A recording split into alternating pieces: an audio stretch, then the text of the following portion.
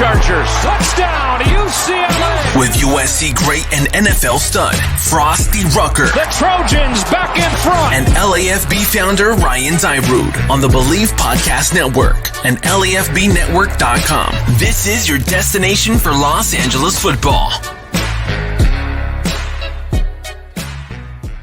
What's going on, Los Angeles? Welcome into the LA Football Podcast right here on the LA Football Network, always on the Believe Podcast Network. Thank you for tuning in. If you are watching live on YouTube, we are live on YouTube every Monday, Wednesday, and Friday, and live on the radio, AM the Mightier 1090, every Friday at 5, or just catch us anywhere you get your podcasts. We are everywhere and always on the LA Football Network. Great show for you today. Chargers host the Kansas City Chiefs Thursday night football at SoFi Stadium. Game is tomorrow. It is a big one for the division lead. That's how big it is. I'm going to have my buddy on, one of my best friends, Talon Graff, the coach. He's going to be joining me here in just a second to break that down. Plus, it's National Recruiting Day in college football. So SC, the Lincoln Riley era officially beginning. We'll get into that a little bit. And UCLA football, how, Chip Kelly remains the coach at UCLA, doesn't flee to Oregon. I know some people are mixed emotions about that. I'm ecstatic. I've talked about it a lot. A lot of us here at the LA Football Network are happy with that decision. And so we'll talk a little bit about that as well. Show is always brought to you by our friends at TickPick. It is the official ticketing agency of the LA Football Network. Go to tickpick.com/LAFB. Purchase any tickets, whether you're in sports, concerts, whatever other events there are out there that sell tickets. They have them at TickPick. Tickpick.com/LAFB. The best thing about that site is there are no fees. So unlike Ticketmaster or StubHub, where they gouge you with those $40 to $50 fees, at checkout, TickPick has zero. What you see is what you pay, and you get it with my link, tickpick.com/LAFB. I'll have it in the description below. So if you're going to the Chargers-Chiefs game tomorrow and don't have tickets yet, that's where you can go get them, tickpick.com/LAFB. Let's get my guy in here, though. Talon Graff, film analyst for Arrowhead Pride. What's up, my brother? How you doing, man? What's up, man? Doing well. How you doing, man? Good to see you. Doing good. I like that title, film analyst. I mean, you've always been great at analyzing film, but now you have the true title. Congrats. Right. Now I got the title to back it up. Yeah. Tell everyone what you actually do. Is it like your weekly thing is you break down game film? Obviously. Yeah. That's a stupid question, but break it down for me. Yeah. So I'm with Arrowhead Pride, and we got a department of me and two other guys. Ron Kopp, our lead film analyst, and Brian Stewart, who's a fellow film analyst. Yeah, we do our weekly breakdowns, and we're starting to do some college prospect draft stuff, which I love. And then we also have a weekly YouTube show now, the AP Film Room, which you can catch. Usually drops on Wednesdays, but we're not doing it this week, obviously. With the game on a Thursday, we'll probably pick it back up next week. But yeah, we got a lot of stuff working on Arrowhead Pride. It's fun. It's fun to be a part of that film stuff.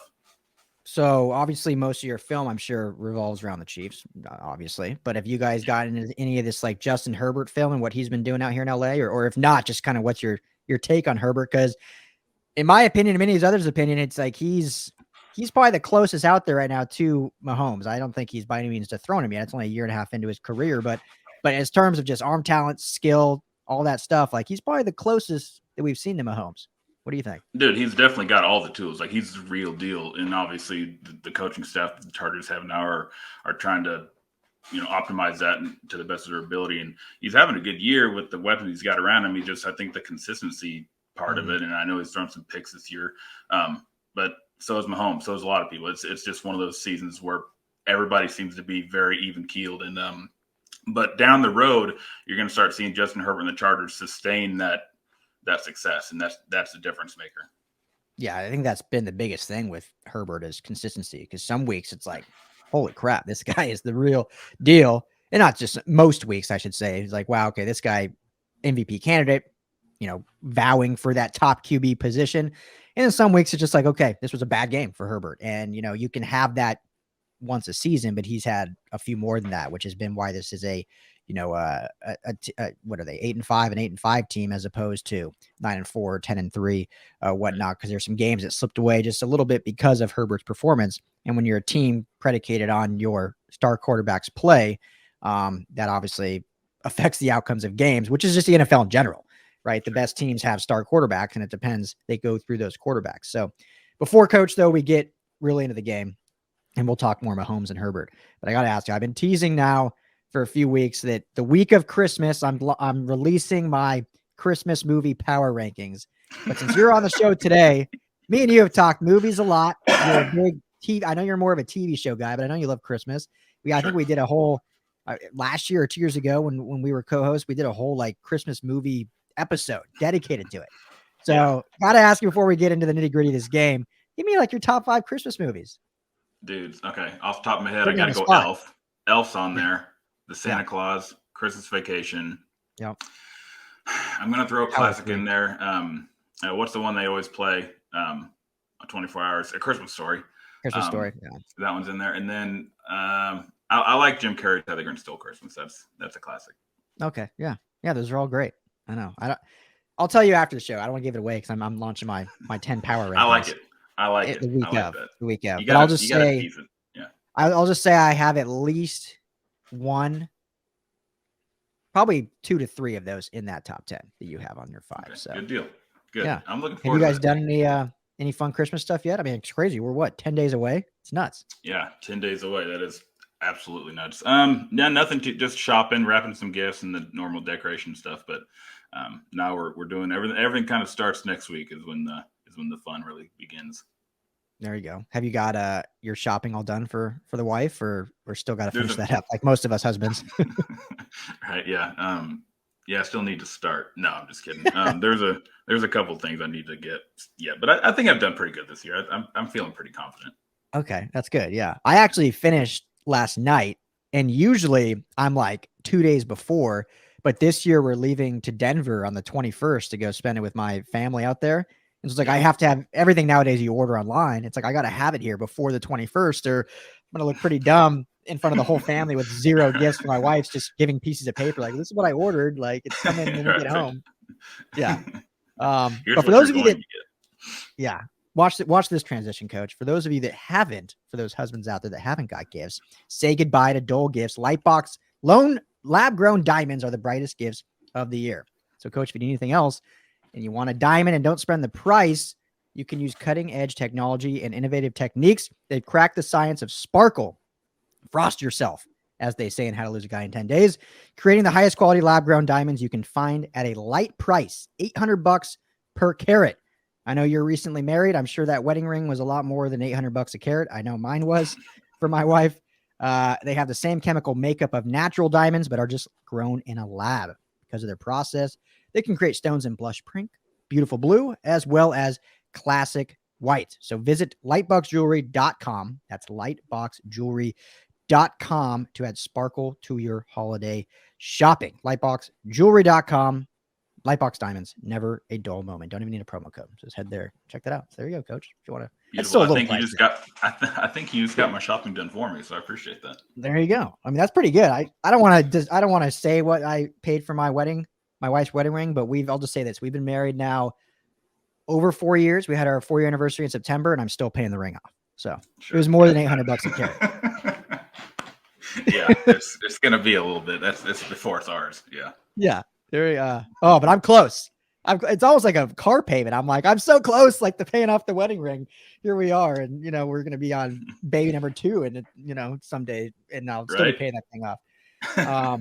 All right. But yeah, let's get back into this great matchup. First of all, let me ask you this. So the Chiefs, what were they? Were they 1-3 or 2-3? What was their record when it was the down?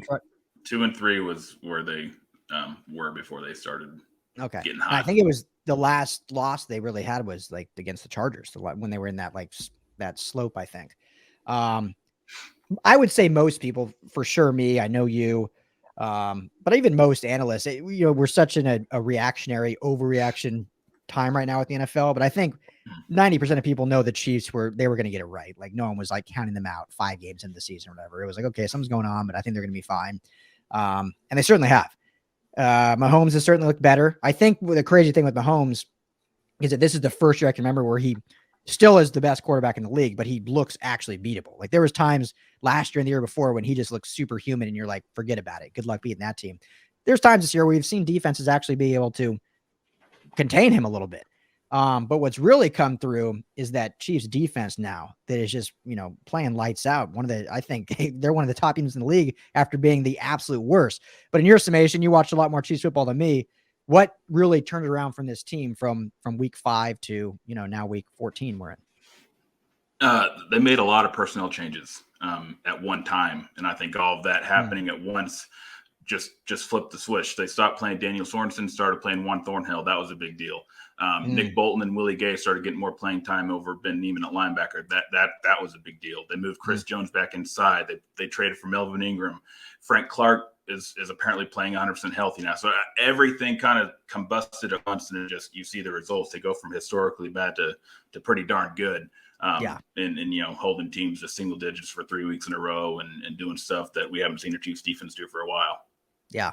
I mean, it's scary because that's always, even in their Super Bowl win, that's kind of been their thorn was the defense was, okay, kind of bend, don't break, but that was the weak point.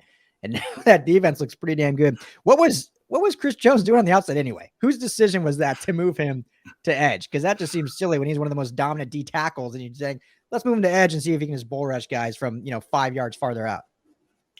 I mean, I have no direct authority, but I feel like they were just bored and they wanted to see what would happen. No, I honestly, at one point, I thought the team's making a switch to a 3-4 next season, and they're just preparing for it. So to have Jones back on the edge, and then next season you're gonna see a switch. But that was a wrong summation. I think that was a wrong assumption. I don't see that happening now. Obviously, I just think it was overcoaching. What do they call that? A trial. They just want an experiment. It was an experiment. Okay. They just wanted to see if it would work, and it didn't. So he's back where he belongs, back inside. Yeah, I mean that's I think one of the. I remember previewing this game in whatever it was, week 4, week 5, week 3. I don't know, beginning of the season, and that was one of the big matchups. Was like, okay, well, Chris Jones, as great as he is on the edge, he literally has one pass rush move, which is the bull rush, and on the edge, that's like hard to beat a good tackle when that's all you have because you don't have just speed drills, you don't have spin moves, all this stuff. That's what you want in the middle. So I was like, okay, I think they'll be able to contain Chris Jones, and that will really open things up for this offense. And obviously it did. So now that he's back inside, it changes things. However, he's on the COVID list. Rashawn Slater, star tackle for the Chargers, on the COVID list. So we may not even see him play. Do you think I haven't even really been paying attention to their side because we have a lot going on over here, especially with the Rams, who now have 13 guys on that damn list. But is it look like he might come off it, or is it probably missing tomorrow's game? I'd honestly say it's 50-50 right now. He's on the COVID list. He's not ruled out. Willie Gay is ruled out, so that's a big deal. Willie Gay not being able there to play there. Obviously, we're going to see a lot more Nick Bolton and Ben Neiman. But yeah, so Chris Jones right now, it's kind of unclear. I think I'm not sure the exact protocols that they have to pass or whatever, but I think if he tests negative, he's going to play. But again, I can't speak to that for sure. Yeah, I haven't heard what the where they're at, because I know if he is vaccinated, it's just 2 negative tests in a 24-hour period. So I don't know if he's had one of those yet or is still testing positive or whatnot. And that's the same with Slater, who at this point is, it's looking a little bleak if he'll go. I mean, it's hard when you test positive on a Monday and for a Thursday game. Cause I mean, if it's a true positive, not many people, whether you're vaccinated or not, get over an illness in 2 days. Like, it just takes time to get better for your body to fight it off. So that'll be a big storyline heading in tomorrow to see if he's not a go. Does it really change? And you mentioned obviously, the other players out as well, but does it change the makeup of how the defense runs, or do they have enough pieces that they'll still be able to, I think, continue doing what they've done these last 3 weeks? I mean, I think they're going to still, at this point, on a short week as it is, there's not much you can really change at this point. I think they're just going to kind of roll with what they have. And I mean, anytime you lose a caliber player of a Chris Jones, it's going to hurt. It's going to change, a little bit of what you're doing. But I think you're just going to see guys like Tershawn Wharton a lot more, and hopefully he can step up there. Noddy, Jaron Reed, guys like that who may not get as much credit because they're playing next to Jones, but they're having strong seasons. Jaron Reed and Derek Nottie are both very good interior defensive linemen. They're just not on the level of Chris Jones. And Frank Clark and Melvin Ingram, they're still there. So I think it's still going to be a formidable front seven with the Chiefs coming into town. But again, that I think Willie Gay being out of the equation, that it's the biggest thing. And obviously, if Chris Jones is out, but that's still iffy. Yeah. So how about the secondary? Because Keenan Allen's back now off the COVID list, so he should be a go. Mike Williams, it's a unit that has had success against this Chiefs team over the past, few years, and then you throw Herbert in the mix and it just makes them much more lethal. So, obviously you have one of the best safeties in the game in the Honey Badger, but how overall for Chargers fans that haven't really watched much Chiefs football other than, earlier in the season, how has the secondary kind of progressed throughout the season? Yeah, so Charvarius Ward is playing very good. He's really turned it on during this winning stretch. He's playing a very solid cornerback game right now. L'Jarius Sneed is going to miss his second straight game, unfortunately, due to his family tragedy that occurred last week, the loss of his brother. So he will be out. But Rashad Fenton was a full participant in practice most of the week, so he should be a full go. He should be fine to play a lot in a role that he's not used to. And then Mike Hughes, who is the reigning AFC Defensive Player of the Week. Hopefully he can build on that success he had against the Raiders. And there's pieces there. So I think the secondary is going to be okay. They're playing really well right now. Tyrann Mathieu and Juan Thornhill on the back end at safety are one of the best duos in the league. Yeah, man, I loved Mike Hughes coming into the draft. I know we both did. We were big on Mike Hughes coming, out of UCF, I think. I think so, and just didn't work out for the Vikings. So when the Chiefs got him, of course, he's going to just resurrect his career and end up being a great defensive back with the Chiefs. And he's, started a little slow, but it seems like he's getting into that role. It seems with this division with the AFC West, it's like each rivalry has obviously its own storylines, but each rivalry kind of has its own juggernaut, if you will. So obviously Chiefs haven't lost to the Broncos in 20 years. It feels like it's, what are they 13-0 in the last whatever meetings. Raiders and Chargers seem to kind of split every season almost. But it seems like the Chargers kind of have the Chiefs number a little bit. They're the one team in the division that really puts up the biggest fight against the Chiefs. Do you think that is because of the depth at receiver the Chargers have had over the years? What do you think that is? Why do you think the Chargers have been able to play the Chiefs so well of late? Man, obviously the last game with the turnovers and stuff like that, that gets thrown into the equation. I don't really have a scientific answer for it. I just think the Chargers are trying to get over that hump, and they see the Chiefs as that standard. And every time that game is circled, the Chargers amp it up a little bit because they want to get there. They want to get to that level. They want to get to a Super Bowl. They want to get to that elite status. So, in my opinion, I just think whenever the Chiefs come to town or the Chargers roll into Arrowhead, it's a thing. It's a big game, whether they're one win or undefeated. It's a big deal to take down the Chiefs or the Chargers. One way, if you're a Chiefs fan or a Chargers fan, you want to take the other one out. So it's a big game, man. And these two have been the most successful out of the AFC West the last few years. Mm-hmm. Yeah. And the Chiefs are the top dogs, so obviously going to have a target on their back always. And everyone's going to be gunning for them for that spot to finally take the AFC West that has been the Chiefs now for quite some time. And if the Chargers are able to win this game, they will be the leaders, even with this tied record, because all the tiebreakers with 2 wins over the Chiefs. Let's get back to the quarterbacks real quick. So you mentioned Justin Herbert and kind of what you thought of him. And, we all know how great Mahomes is. What is it about both these quarterbacks that makes them so elite, and what is kind of creating this new MVP era in the AFC West when you have 2 top guys? Is it, obviously it's obvious the arm talent, stuff like that, but what kind of separates these guys from the rest of the field, do you think? Man, they have really good coaches around them, and they have really good players around them.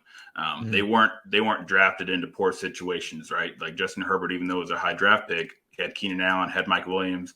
The offensive line was susceptible to a decent running game, a good defense. Like he had good pieces, and then they hire Coach Staley, and things start to gel and turn a corner for the Chargers, and same with the Chiefs. They traded up from the 27th pick, I believe, to the 10th. So even though he's a top 10 pick, he's going to a playoff team. He sits he sits his first year, and he has a quarterback whisperer in Andy Reid. Like, not everybody gets that. He has Tyreek Hill, he has Travis Kelce. Not everybody gets that when they get drafted in the NFL. Not every, some people go to the Lions, some people go to the Browns, some people go to the Jets. It's not everybody gets that luxury, and those two just happen to get it, and they have the talent to go with it, but they do have a lot of other things going for them. No, I appreciate you saying that, because I think some people get so enamored with these QBs, and it's like, well, I mean, they have a lot going for them. Like, Mahomes is great. I've always said that he was my favorite QB coming into that draft, but it's like, I wonder how he would be right now if he was on Jacksonville. Like, would he would still flash that greatness, but would he be the Pat Mahomes we all know if he was in Jacksonville and Urban Meyer was his coach? Like, right. Yeah. Probably not. Yeah, right. Exactly. Yeah. Probably not. Probably not. Yeah. I don't. Yeah. Yeah. It's a great question, and it's an interesting thing to look at. Yeah. So, and I know I wasn't as high.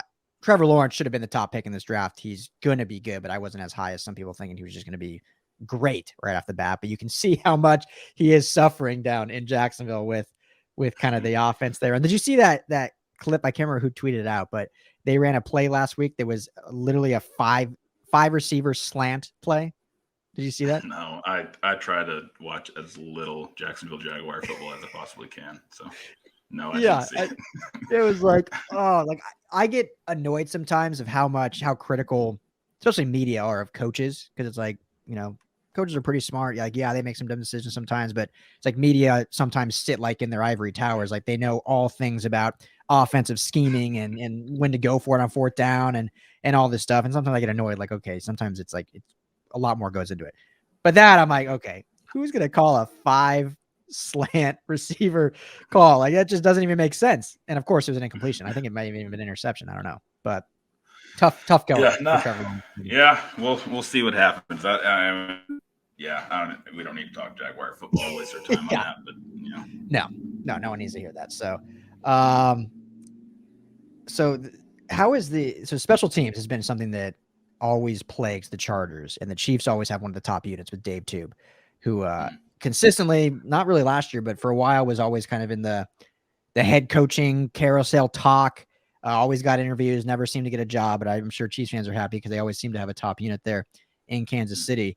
So how much do you think special teams really does play a role in the Chiefs' greatness over this last, whatever, you can almost say a decade, because even now Alex Smith was there, you guys were continually winning the division and going to the playoffs. So how much does the special teams really affect? And so then Chargers fans can expect to hopefully see that unit progress, and that could push them over the top. It's huge. Obviously when you think of special teams, you instantly go to Harrison Butker, and I'm sure Chargers fans remember him, that big kick he hit in overtime last year, I believe it was, to Herbert's first start.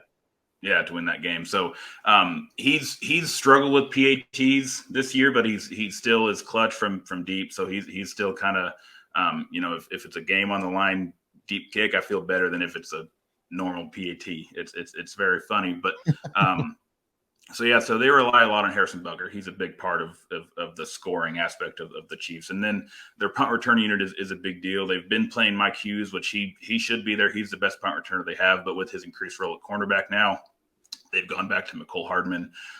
So Hardman has been returning punts. So we'll see how that goes. He's not ideal back there in my opinion, but we'll see. And then obviously with the punting situation, that's a big deal, because when you obviously not so much now with the defense playing so well, but it does help when you have a good punting unit. And obviously when the defense was struggling and the offense was so good, the punting unit was a big deal with Dustin Colquitt, now with Tommy Townsend. So the punting in Kansas City is a big deal. That we like to pin them deep, and gives the defense the best opportunity the best opportunity to capitalize on what they've been doing recently. Yeah. It's always I think the Chargers special teams overall has really improved since getting Dustin Hopkins gifted after he was released by Washington. I think he has, if I'm not mistaken, he's missed one in PAT and no field goals, or he's missed maybe one field goal. So he's been great since coming on. They go and finally get a punt returner, or a returner in general, in kicks and punts, who's, increased our field position like exponentially since he's come in, and the cover teams have been a lot better. So it's taken time, but they've started to kind of wield how bad they've been, and they still have a ways to go, but it's improving. So I think Chargers fans are getting excited about not having to be so fearful every time there's a special teams play. Coach, let's talk a little bit about the offensive line, the hog mollies, right? So the Chiefs went out, signed some big names. You know, you get Joe Thuney, who is like aside from Corey Linsley, who the Chargers got, those are probably the two biggest names in free agency, I would say. They traded for Orlando Brown out of Baltimore. And then if there's any Rams fans listening, there's still a ton of contention and hate out here for the Rams passing on Creed Humphrey at center, who has been the highest graded center, period, not just among rookies. So how has the offensive line as a whole started to mesh? Because, I mean, even though how great Creed Humphrey's been, there was a time there where the Chiefs overall were a pretty bad unit. And a lot of that's just continuity, getting used to each other. We saw it with the Chargers too, because a lot of new faces. So how just has the Chiefs offensive line started to mold? And talked a little bit about Creed Humphrey and what's made him so great. Yeah. We all kind of expected there to be growing pains with this offensive line, with the complete overhaul, tackle to tackle, completely new faces. You essentially started three rookies on the right side with Creed, Trey Smith at right guard, and then Lucas Niang, who opted out of his true 2020 rookie season. So 2021 is his first year actually playing, so technically rookie if you want to label it that. But at right tackle, and then on the left side, you mentioned it, Joe Thuney and Orlando Brown was the more stable, solid, reliable side. But they still struggled. The entire line struggled at the beginning of the year and against the Chargers, even though there was a big rushing day, they still struggle with the pass rush of Joey Bosa and stuff like that. But Orlando Brown and right now it's Andrew Wiley, but he is also probably not, looking at being unavailable for the game. So Lucas Niang is back healthy, so he could slide in at the starting right tackle spot. So the biggest issue with the Chiefs offensive line right now is that pass pro with Orlando Brown facing these elite pass rushers. He struggled with Joey Bosa the first time. He struggles with Myles Garrett. He struggled with Micah Parsons in Dallas. These elite speed rushers that just take advantage of his certain traits that he lacks in terms of pass pro. But that's a big matchup to watch for. But the interior offensive line and the running game has been pretty solid, and they're coming together with that interior of Creed, Trey, and Joe. Man, it's we've kind of been pounding the table to run more power, run more counter with Clyde and Darryl. They're still calling some zone runs, which with the offensive line that the Kansas City Chiefs have built over the offseason, man, they got to just pound people down the throat and just really take advantage of the power that they have, and especially with Orlando Brown and if you get Lucas Niang back in there, that's a power offensive line. So I think the running game is going to be a really big factor, and it has been recently with Clyde Edwards-Helaire back. He scored 3 rushing touchdowns in as many weeks. He had 2 against the Raiders, and Darrell Williams has been really good coming out of the backfield as a receiver. So this offensive line is starting to be used in the correct way. Yeah, which is scary for the rest of the league, because who cares about first 6 weeks of the season? It all matters what you do down the stretch and leading into the playoffs. And now the Chiefs are playing their best football, of course. And, I think the Chargers are playing some of their best football too.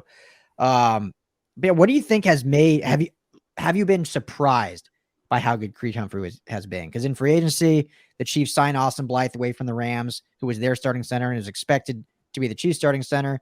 But then I think Creed Humphrey just kind of fell in your laps. I'm pretty sure he probably wasn't really on the Chiefs' radar. I thought that he would have for sure been gone.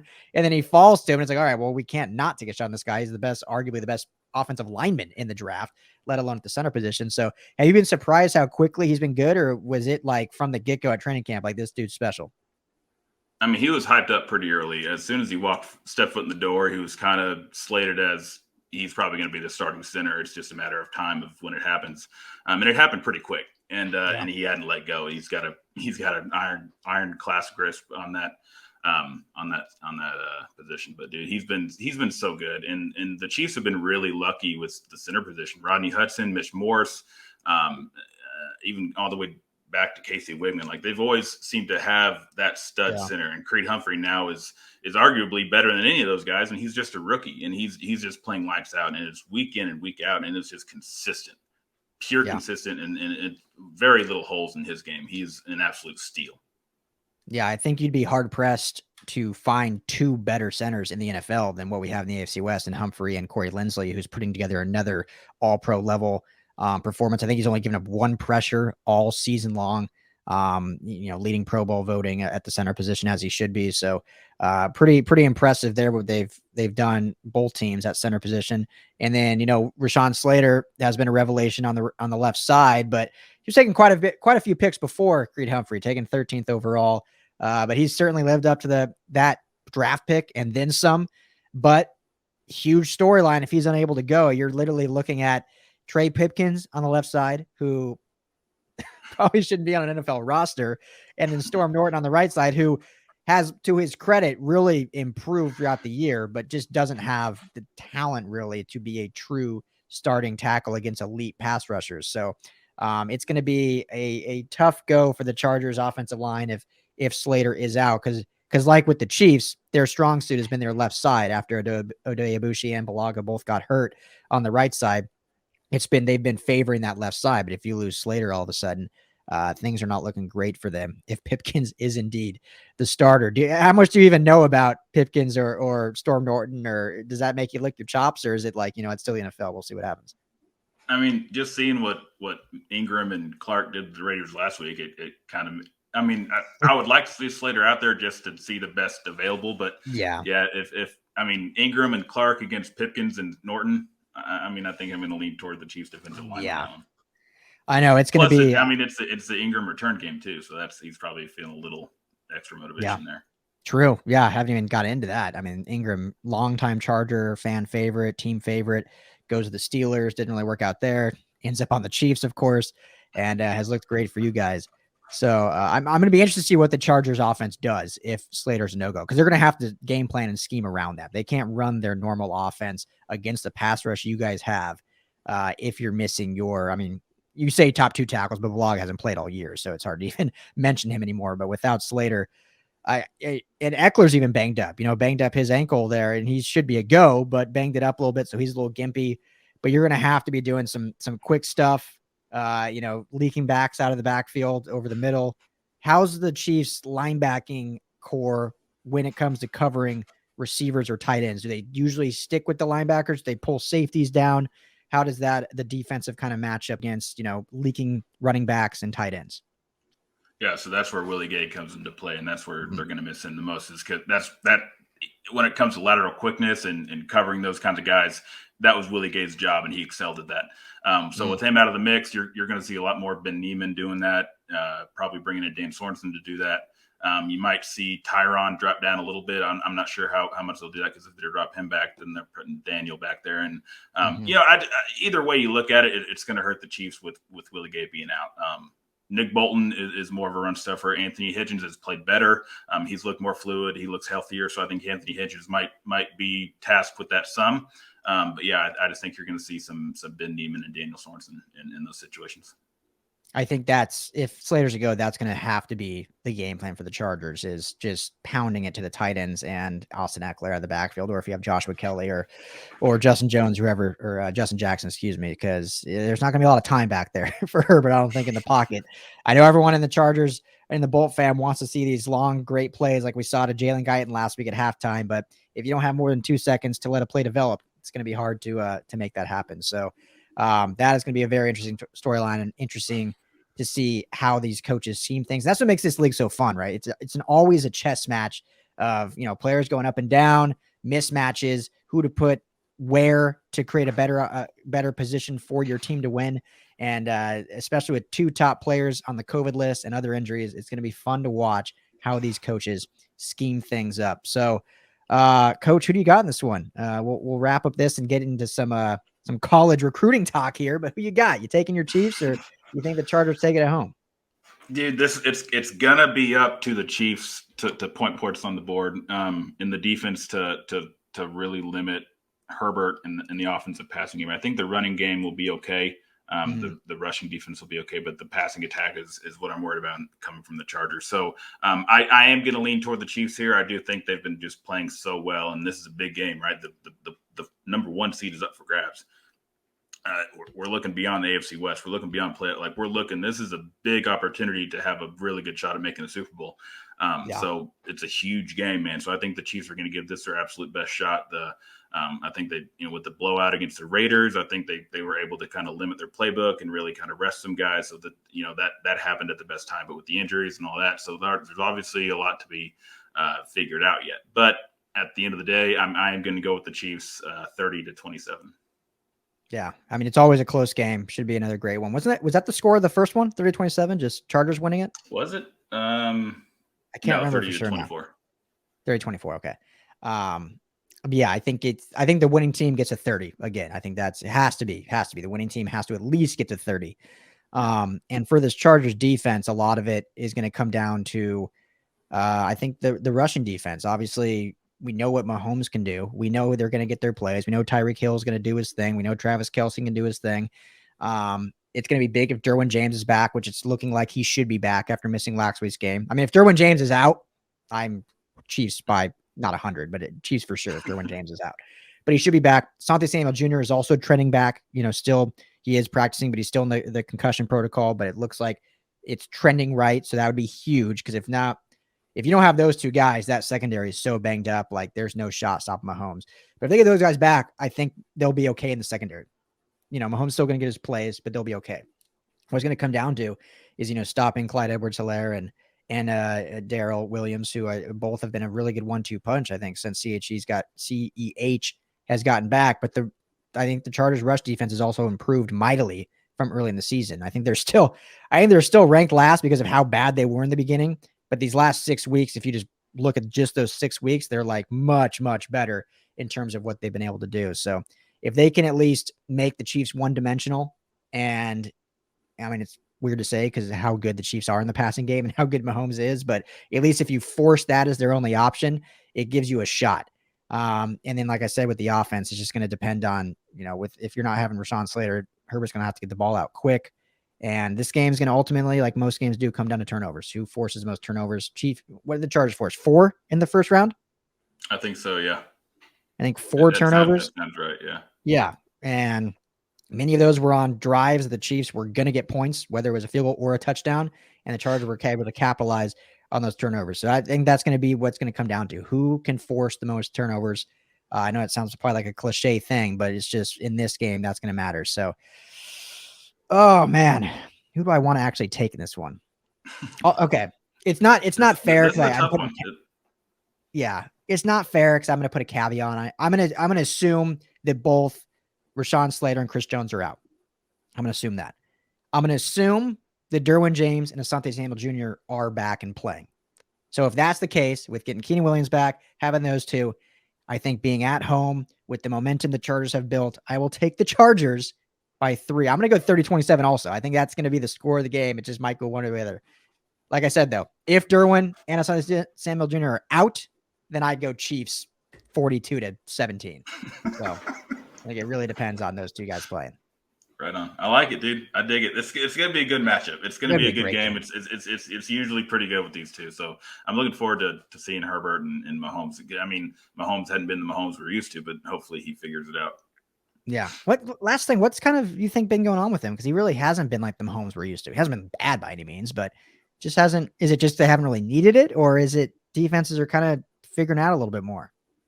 I mean the defenses are playing a little bit different look than they used to. I mean, a lot more too high, which is, and Mahomes early in the season was still trying to take those deep shots. When you're facing too highs week in, week out, you have to take what's given to you. You have to take the underneath shot. So I think what we're seeing more of is Mahomes starting to do that. And with the turnovers, the interceptions and drop passes, whatever. But I think he's starting to take what defenses are giving him. So you're just not seeing these explosive numbers because there's no deep shots anymore.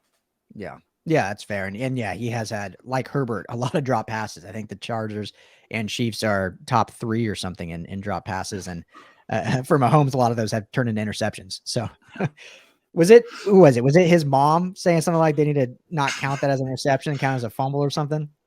I think that's who it was. Yeah, tweeted out like, something. I mean, whatever.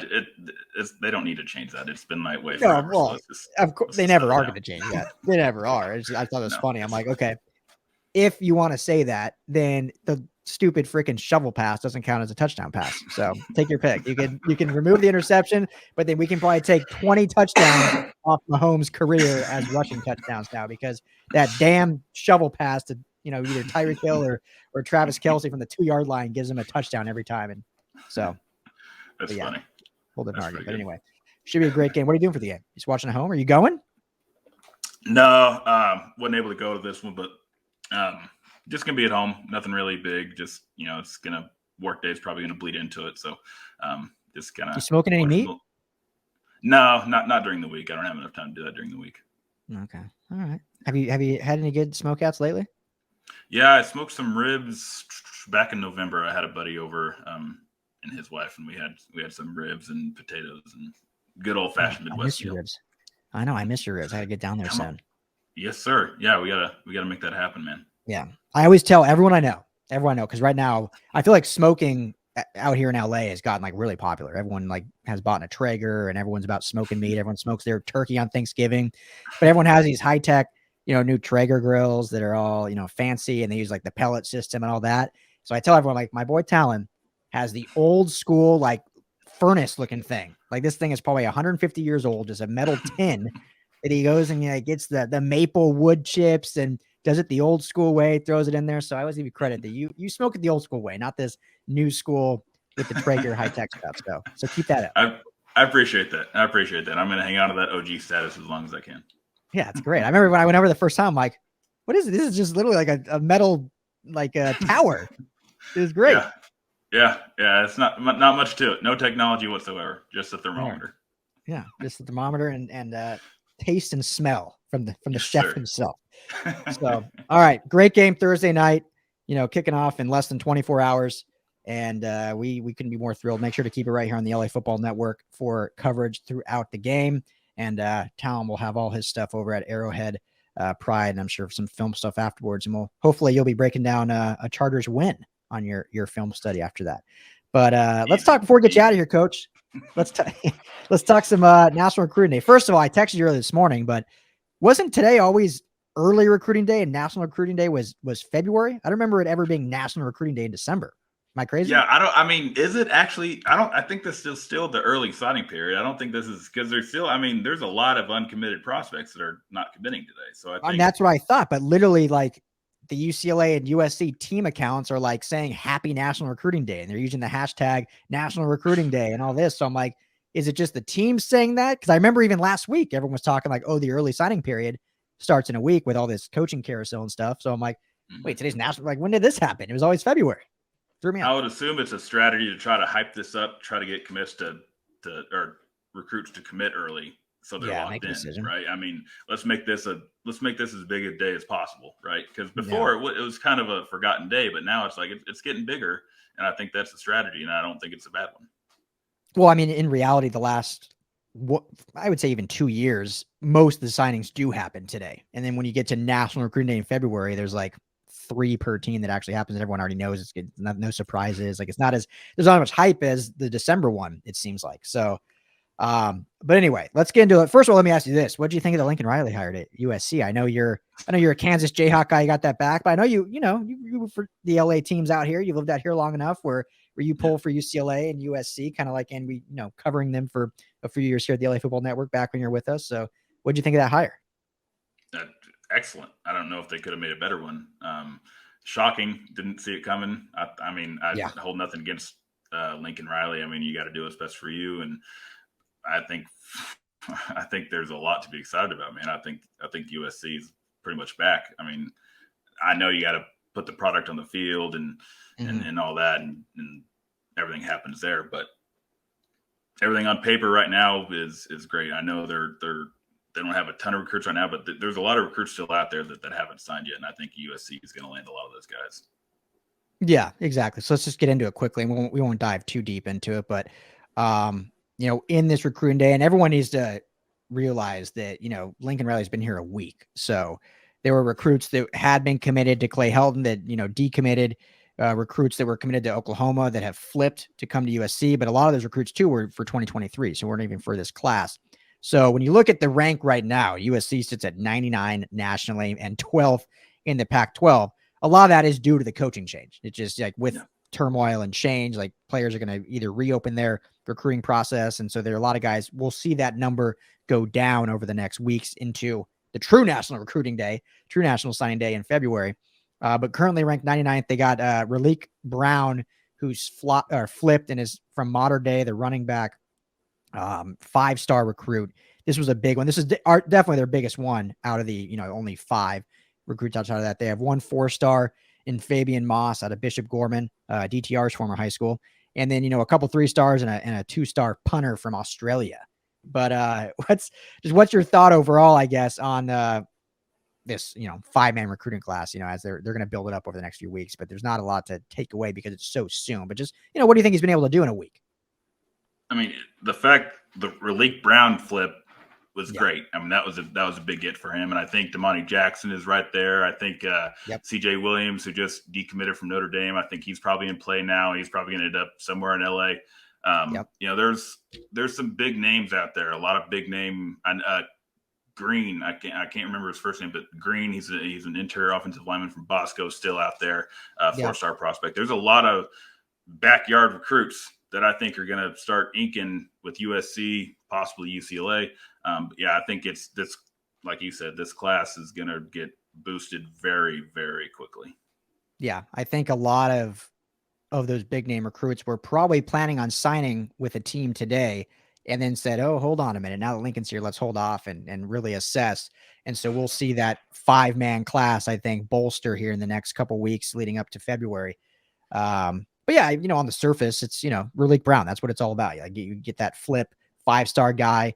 You're losing all your running backs essentially with Keontae Ingram and Bavay Malapei going. I mean, I think they had literally, 1, maybe 2 running backs actually returning. So at that position, I think a freshman could start right off the bat. And I know this is going to be a build for the first year in the Lincoln Riley era. You're not going to win a national championship with 22 freshmen. So people that are like, okay, yeah, let's get the recruiting going and see what happens. Like it's going to take a year. I think they still can compete and win 8 to 9 games and compete for the Pac-12. But I think there needs to be a little bit of expectation. Like you're not going to win with all freshmen. Like it's going to take a year or 2 to really get that culture change, get those guys grown up in the system, put some more meat on the bones, get them ready for, D1 Power 5 collegiate football. But getting a 5-star running back right off the bat after a week being here, I think that's a huge, huge start for this program. Yeah, and it's big. And obviously those 2 5-stars from Los Alamitos, Mekhi Lemon and Malachi Nelson, I believe, but I might have them flip-flop. But those 2 flip pretty soon too, and they're the just the start of that 23 class. So yeah, this 22 class with if they can get Damani Jackson, Williams, and some of these other big name recruits, and they do put something on the field that looks good. If they push for a Pac-12 title, if they are possibly on the fringe of a playoff even, I think you're going to see a ton of these 2023 recruits just start flooding to the doors of Lincoln Riley. Oh, yeah, absolutely. And yeah, Damani Jackson, I think, should be making his decision relatively soon. It's between SC and Alabama, so that alone will skyrocket their rankings. So anyone listening, if you're seeing that 99 ranking, just throw that at the door because that's not sticking around. You got to remember, Lincoln's been here a week, so things are going to change, and they will change probably rather quickly. We'll put a bow on that. Pretty basic, pretty simple. Those 5 recruits, good stuff so far. While I have you though, do you think SC has a shot to win the Pac-12 South, even with all the overturn and stuff, or do you think it's going to take a year? I think they have a shot. I mean, I think they're going to be in the running. Lincoln Riley is a heck of a coach, and it's USC. They're going to have some talented guys, and they might be young, but I think Lincoln Riley is going to get the best out of his players, and they're going to compete. They're going to be a decent team, and it's going to be fun to watch. Yeah, I think they have the foundation still that they can be. And, you have Jackson Dart at quarterback, and they're even talking about potential of some transfers coming in also at that position. But for now, Jackson Dart's the guy, and he's shown a lot of talent, a lot of skill set, and the size and physicality you want. You have Corey Foreman on the defensive line as kind of your staple there. Kalen Bullock on the back end, who was a great true freshman for this team in a secondary that was very weak, but he was kind of the bright spot as a freshman. So you have pieces there along with incoming classes, along with transfers that will come over, along with just better coaching in general. You keep Dante Williams on staff. Those that didn't know that Lincoln Riley is retaining him as the lead recruiter, which I think was such a smart move by him. I know there's different thoughts on him now as being the interim coach, but he is still an elite level recruiter in the entire country. So I think that was huge for Lincoln to keep him close to home. So this is a team I think for sure will compete for that Pac-12 South and compete for the Pac-12 overall right off the bat. But they're going to have more trouble than people think with UCLA. I think this UCLA team has really built up this program. I know there's mixed emotions on Chip Kelly, but year 4, 8-4, going to the Holiday Bowl, thrives on transfers. He's not a big recruiter, but he gets those transfers in. We're already seeing some guys come in at this point. What's your thoughts before we get into this recruiting class on Chip Kelly? Because I haven't really had you on to talk about him after this 8-4 season. What's your thoughts on him? Man, I think what you see in his recruiting style is especially when he was recruiting LA, you look at the programs that he's getting these kids from. Loyola, great program. He's gotten some kids from Inglewood, a trio coming from Inglewood that that's a good program. They've won some football. Bosco, they use a bunch of Trinity League kids. So when you look at they're coming from some of the best coaches that high school football has to offer. So these are football kids. They're going to be groomed, some good polished prospects. So they're going to be young, but they're going to be experienced in terms of coaching and what they've been taught in their high school years. So I think Chip Kelly is, even though he may not get all the 5 stars, I think the kids he does get, there's a strategy to it, and there's a method behind the madness, and I think he's holding his own in this recruiting battle. Yeah, it's a different style. Like, he was never, even at Oregon, I feel like, a big recruiter, and, had other guys do it. He's more likes to play the transfer portal, likes to get his style of guys that kind of fit his system. The biggest thing with the UCLA team has always been the defense. And, all of us are hoping that Azanero is not the defensive coordinator next year. We'll see what happens after the bowl game, but the offense has always clicked since Chip has really been here. And it's just really the quarterback play being consistent, and, week in and week out, not turn the ball over. And then defense really needs to tighten up. So we'll see what happens with that. But, overall recruiting, I think he's always been the, go out, get his guys, 3-4 stars guys, kind of like a Kyle Whittingham, that he can build up in his scheme, his system that fit, and then also play that transfer portal to his benefit, which we've already seen, the Duke transfer, Jake Bobo coming over, who can, I think, potentially fill that Kyle Phillips role if Phillips does go to the draft. Had over 700 receiving last year with Duke, so I think that was a great transfer for him. Curious your thoughts on this. Dylan Gabriel, UCF quarterback, who had a phenomenal freshman sophomore year before getting injured last year, his junior year, was in Westwood just last week. We just wrote an article about it on LAFB Network about what his transfer to UCLA could mean. You have Ethan Garbers, who I think has a ton of talent, ton of potential, but your other 2 guys transferred out now. Parker McQuarrie leaving. So you're a little thin at the position, but if you get a guy like Dylan Gabriel, whether it's him or Garbers, you have 2 very capable quarterbacks. What do you think about that? Yeah, I think it'd be smart. It's never a bad idea to bring a guy the caliber of Dylan Gabriel in there. I mean, it's competition is going to be good. I mean, you shouldn't just hand the job to Garbers and say it's yours. Bring someone in. You're going to need depth. You're going to need a backup. And I don't think it'd be bad to bring someone like that into the program. Yeah, and I mentioned that Chip plays that transfer portal. There's been a lot of talk about a lot of guys transferring out this year. And there's always a hoopla like, wow, this is a broken program, don't want to stay. I have my thoughts on it, but I don't know how much you've seen it, but just in general, what's your thoughts on the number? I think they're up to like 15 or 16 players transferring, to those being quarterback. They had some running back, stuff like that. Does that concern you at all? Or is that just the day and age of NCAA football nowadays? I mean, I think a lot of that, with the large number, probably has more to do with the NIL being in effect now. And these players saying, I could have better opportunities at a smaller program to make some money. Now, before the NIL, you go to UCLA because it's a good program. You might have to sit 2 or 3 years, and it's a bigger program than maybe what they were offered somewhere else. But now with the NIL, they're entering the portal because they're seeing opportunities, and maybe the money is talking. And I think that's what's happening. I don't know if Chip is driving these guys out. I'm not an insider, but I just think that might be playing a factor here. Yeah, no, it doesn't concern me at all. I think that's just the culture of the NCAA now. Guys are transferring all the time. I think, not to be, yelling at the clouds, sound like I'm some old guy here, but I think we're kind of in a day and age now where there's this immediate need for gratification without putting in the hard work. And as soon as, if you're recruited by a school and told you're wanted and wanted to be there, but then guess what? So were 75 other guys recruited, told they were wanted to be there. They were going to start. and then all of a sudden you get to camp and you're 3 on the depth chart and you're gonna have to work your butt off to get a potential chance to be a backup or start. I think a lot of these kids are like, you know what? No, I'll just go to Grambling State where I can be a starter right off the bat. I don't want to have to work my way up the depth chart and compete. I'm not saying every kid's like that, but I think there definitely is this kind of instant gratification of, wow, you told me you wanted me, and now I'm buried on the depth chart and I can't get my shot. And part of that, rightfully so. Like these kids, their ultimate goal is to get the NFL. It's hard to show off your talent if you are buried in the depth chart. So I totally get that. But I'm just saying it doesn't concern me in terms of Chip Kelly and this program, because I think that's just the day and age we're in. If kids aren't going to play, they're going to transfer out to go to a school that they will play at. And that just means that they might not be a fit for this program anyway. So I'm not worried about it. Yeah, I agree. I don't think there's any concern there. Yeah. But looking at this recruiting class so far, I think, overall it's fairly good. No 5 stars yet. But again, that hasn't really been Chip's MO. He gets 4 stars and high rated 3 stars and converts them to what he wants. But they're ranked 45 nationally right now, 5th in the Pac-12.